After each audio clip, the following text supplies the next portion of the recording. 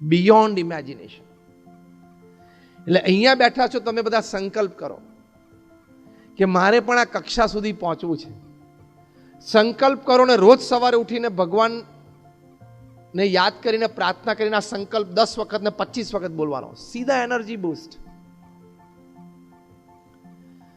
આપણા પ્રધાનમંત્રી શ્રી નરેન્દ્રભાઈ મોદી નાના હતા ત્યારથી રોજ સવારે ઉઠીને આકાશ જોવે અને તારાઓ જોવે. અહીં બેઠેલા કદાચ 90% તો સવારના આકાશના તારા જોયા જ નહીં હોય. સવારે સૂર્યોદય પહેલા આકાશમાં તારા હોય એ તમને ખબર છે?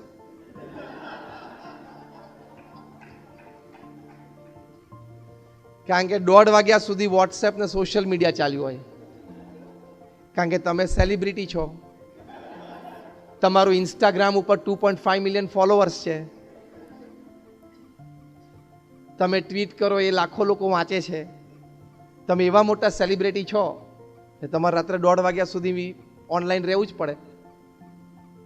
મરી જઈશ.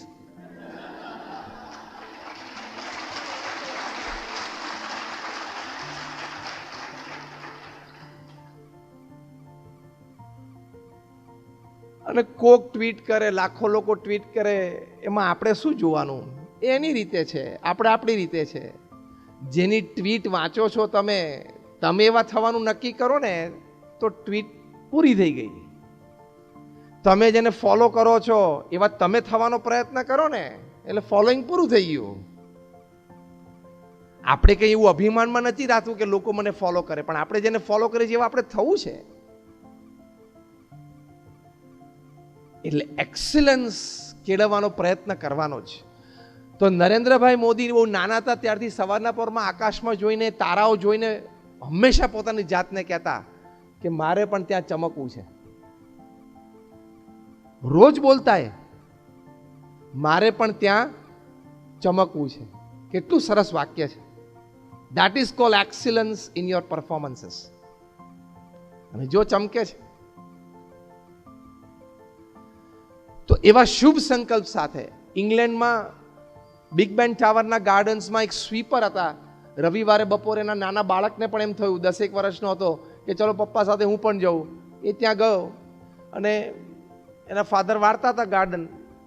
વિન્ટર ટાઈમ હતો એટલે બપોર 11-12 વાગ્યા પછી થોડુંક પેલું તેજ અથવા તો થોડુંક ગરમી શરૂ થાય પછી વાળી શકે. એટલે એમને ત્યાં વાળતા હતા ત્યારે પેલા નાના બાળક ત્યાં બેઠો તો એને બિગ બેન ટાવરમાં 12 વાગ્યા એટલે ડંકા શરૂ થયા. પહેલો ડંકો વાગ્યો ને એને સાહજિક સ્ફૂર્ણા થઈ. એનું નામ વેલિંગ્ટન હતું. એને એવું બોલ્યા સાહજિક કે Wellington will become the mayor of London. બીજી વાર બેંગ વાગ્યો ને Wellington will become the mayor of London. એમ 12 વખત ડંકા વાગ્યા અને 12 વખત એ નાનો બાળક બોલ્યો કે Wellington will become the mayor of London. And really at the age of 22, Wellington became the mayor of London. એક સંકલ્પ લઈને ચાલો, રોજ રોજ ઘૂંટો તો તમને હ્યુમન માઇન્ડની એક કેપેસિટી, એક natural gift to all human minds explore થશે કે if you decide something and repeat in your mind every day that I want to do this, I want to achieve this, તો કુદરત એવી system ગોઠવી છે કે એ સંબંધી ઘણા વિચારો, એ સંબંધી ઘણી બધી એનર્જીઝ તમારી એમને બહાર આવશે. પણ સંકલ્પ નહીં હોય ને રોજ એ સંકલ્પ મનમાં ઘૂંટશો નહીં ને તો ઘણી બધી લેટન્ટ આઈડિયાઝ અને એનર્જીઝ અને ટેલેન્ટ્સ એ અંદર ને અંદર ધરબાયેલી રહેશે, બહાર આવશે જ નહીં. In the year 2002, at the age of 52, the newly put Chief Minister of Gujarat, Narendrabhai મોદીએ નક્કી કર્યું કે હવે મારે અંગ્રેજીમાં કોઈક દિવસ બોલવું પડશે. 2002માં એમણે અંગ્રેજી શીખવાનું શરૂ કર્યું. As Chief Minister of Gujarat, he started his tuition classes. જે એમને ભણાવતા હતા એ પરિવારને હું ખૂબ સારી રીતે ઓળખું છું કારણ કે BAPS સંસ્થા સાથે સંકળાયેલો પરિવાર છે. રોજ સવારે 7 થી 8:15 સવા કલાકે ઇંગ્લિશ ભણતા. અને આજે આપણે જાણીએ છીએ ઘણું સારું અંગ્રેજી પ્રવચન કરી શકે છે અને ઘણું સારું બોલી શકે છે. 52 વર્ષે એક ભાષા શીખવી અને એ પણ રાજ્યના મુખ્યમંત્રીની જવાબદારી સાથે, તો તું તો 18 વર્ષે નવરો જ છું. તારે ક્યાં બીજું કંઈ કામ છે?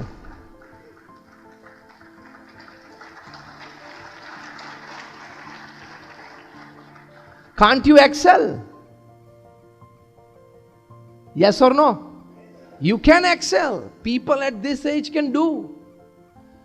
તમને આશ્ચર્ય થશે, મારી પાસે ટાઈમ્સ ઓફ ઇન્ડિયાનું કટિંગ પણ છે, લગભગ 8-10 મહિના પહેલાની ઘટના છે. એક લેડી મિસિસ જેનિફર ત્યાં યુએસમાં, she became a diploma engineer at the age of 93. નાનપણથી એનું એક સપનું હતું કે મારે એન્જિનિયર થવું, પણ રૂરલ એરિયામાં ઉછર્યા હશે, બીજી બધી ફાર્મિંગની જવાબદારી હતી, ખેડૂત પરિવારમાં જન્મ થયેલો એટલે, અને જીવનકાળ દરમિયાન પછી બધી સાંસારિક જવાબદારીઓ આવી ઇત્યાદિકમાં એમનું સ્વપ્ન પૂરું ના થયું. પણ એમના મનમાં હતું. She joined at the age of 90 as an external student. She became diploma engineer at the age of 93. Unfortunately, convocation day ના બીજા જ દિવસે એમનું હાર્ટ એટેકથી મૃત્યુ થયું.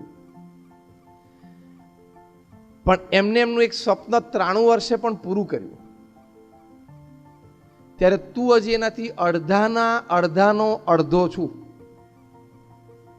ઉંમરમાં. હા, અડધાના અડધો છું. You can do. એટલે એક્સિલન્સ ઇન એક્ઝામ્સ માટે આ 3 મુદ્દા મેં તમને સમજાવ્યા. પહેલો મુદ્દો એ સમજાવ્યો કે પ્રચંડ પુરુષાર્થ, 10-12 કલાક ભણવામાંથી કોઈ દિવસ નિરાશ ના થતા, આળસતા નહીં, તો તમારું ફ્યુચર ઇઝ વેરી બ્રાઇટ. બીજો મુદ્દો મેં તમને સમજાવ્યો કે અભિગમ હંમેશા રાખજો કે this is a very serious part of my life, અને સારી રીતે ભણજો. અને ત્રીજી વાત આ કરી, સંકલ્પ દ્રઢ રાખજો. એ સંકલ્પ રોજ ઘૂંટજો. I want to do it, I can do it, I will do it, રોજ કહેવાનું. થઈ શકે તો આવી રીતે you can have excellence in your academics and excellence in your exams. અને એક્ઝામ્સના પરફોર્મન્સ માટે ખૂબ ઘણી બધી વાતો છે, પણ ટૂંકમાં એક નાની વાત એટલી કરવાની કે success and failure are part of it.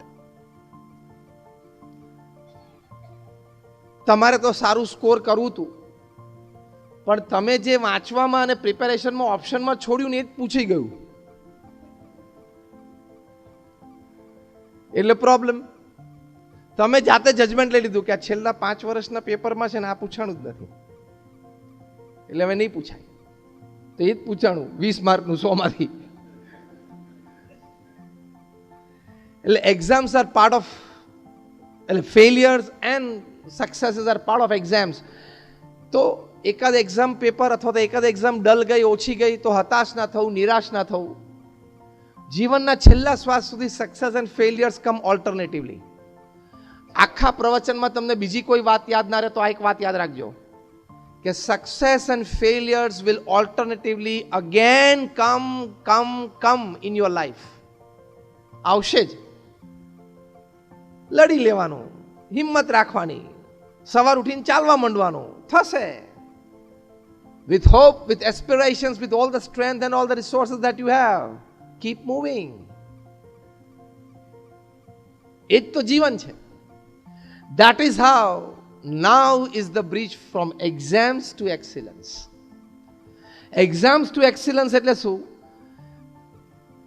Chapter 1 is excellence in your exams, and exams to excellence એટલે by your exams, by your qualifications, by your academic achievements, by your experiences, you live an excellent professional life, you live an excellent personal life, you live an excellent family life, you live an excellent social life.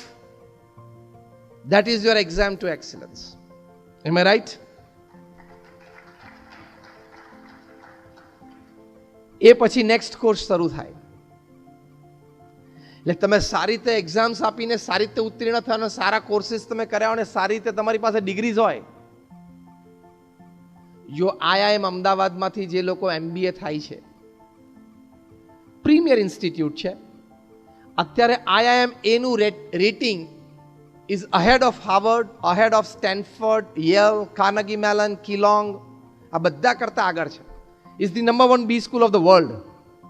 IIM Ahmedabad. સીધા 70 લાખ 80 લાખ 1 કરોડના પગાર ઉપર છોકરાઓ બેસે છે. 22 વર્ષનો છોકરો હોય દુબઈમાં 1 કરોડના પગાર ઉપર બેસવાનું ફ્યુચર કેવું થઈ જાય? કેવા લોકોને મળે, કેવા કામ કરે, કેવા પ્રોજેક્ટ્સ એના હાથમાં આવે.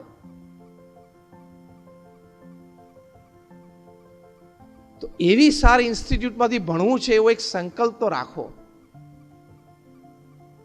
કે ખૂબ સારી ઇન્સ્ટિટ્યૂટમાંથી માટે ઉત્તીર્ણ થવું છે અને પછી યોર એક્સિલન્સ જર્ની સ્ટાર્ટ્સ. તો એ એક્સિલન્સ જર્ની શરૂ કરવા માટે આ એક બેઝિક પાયાના વિચારો આપણે હૃદયમાં ખૂબ દ્રઢ કરવાના. Because you can always grow from where ever you R. તમે અહીંયા બેઠા છો, કોકને 45%, કોકને 50%, કોકને 70, 80 ને 90% પણ હશે. પણ wherever you are today, tomorrow you can improve. Do you believe this? Wherever you are today, one step ahead, tomorrow you definitely can improve. Move one step ahead.